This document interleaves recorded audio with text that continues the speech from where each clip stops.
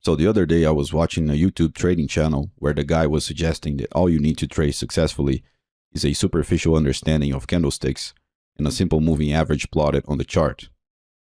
I guess if it were that simple, we would see a lot of 20-year-old millionaires walking around, but that's not what we see.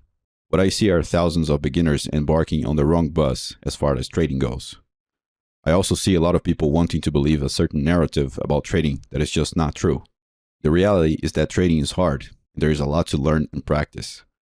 This channel has always been about telling traders what they need to hear instead of what they want to hear.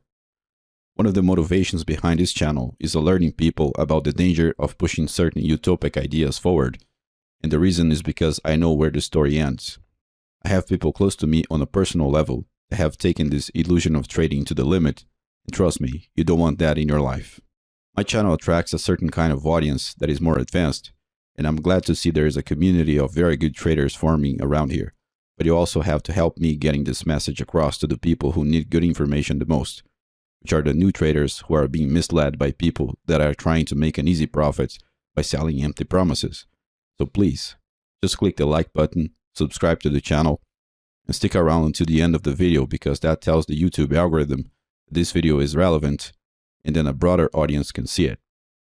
By the way, thank you very much to everyone that gave me comprehensive feedback in my latest post. In today's video, I want to change things a little bit and show a bar-by-bar analysis of a simple reversal. It's sometimes useful to take a closer look at price action to see all the details in there. I will look at the market in terms of raw price action, simple volume analysis, and simple momentum analysis also. Even though raw price action is probably the best source of information, there are certain things that volume and momentum can tell us that cannot be derived from raw price. The first thing that catches my attention in this piece of price action is the power of sellers on the way down when we look at raw price. There's sort of a cascading effect going on where each candle is bigger than the last, meaning that sellers are just unloading their power into this move. In terms of momentum, we don't see anything different. The RSI is just going down normally as it would when it's converging with price action. In terms of volume, however, we already see an early indication that this is not exactly what it looks like. Observe how there is a volume spike at the beginning of this price movement, and then as price goes lower, the volume does not increase above that last volume spike. If you remember the simple tenet of Dow theory that volume confirms price action, you realize the problem here. On the way down, lower lows are confirmed when there are higher highs in volume, and here we see a lower high. Another way of looking at this is that we are already seeing a volume divergence here. The significance of this is that even though the raw price action makes it seem like sellers are powerful, the volume behind this movement is not proportional to what it looks like. Going to the right a little bit, we see that sellers take a break, and then buyers are able to create three small bullish candlesticks that fit inside the range of the last bearish candlestick. Sellers then proceed to take action again, and they create another lower low in one candlestick. However, now we see a volume divergence once again because price is making a lower low and volume is making a lower high. Again, for this down movement to be confirmed, we should see a higher amount of volume in comparison to the last low. The volume divergence means that this second leg down is weak. There isn't enough volume to sustain it. Now the RSI is also showing divergence. We see a simple bullish reversal divergence happening in there since we have a lower low in price action and a higher low in the RSI. Advancing price action one candle to the right, we see something interesting. We see a medium-sized bullish candle closing in its upper range, and we see that it has a larger volume than the last bearish candlestick, which was supposed to confirm the existence of sellers.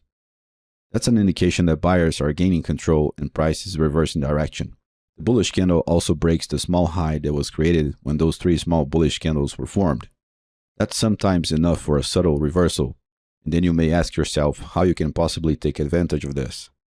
We can, for example, draw a simple standard pitchfork on the highs and lows that we have, remembering that we need alternating highs and lows to draw pitchforks correctly.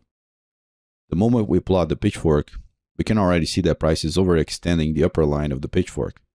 We have two possibilities here. We either adjust the entire pitchfork to the new price frequency, or we can draw sliding lines. Both possibilities yield the same result. I will go for the first one for simplicity's sake.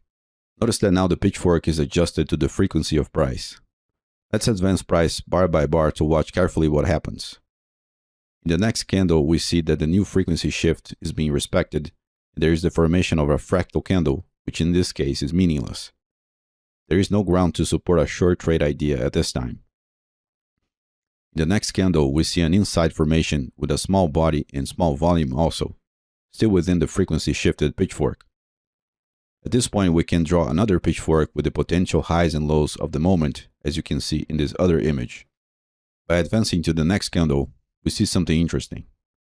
As soon as price gets near the center line of the black downsloping pitchfork and the lower line of the blue frequency shifted upsloping pitchfork, an outside candle that is also a fractal candle appears. By advancing price, we can see that this is indeed the point from which price sets off to the upside. Notice how there is a second chance to get in this trade once price begins to form higher highs in the minor flow.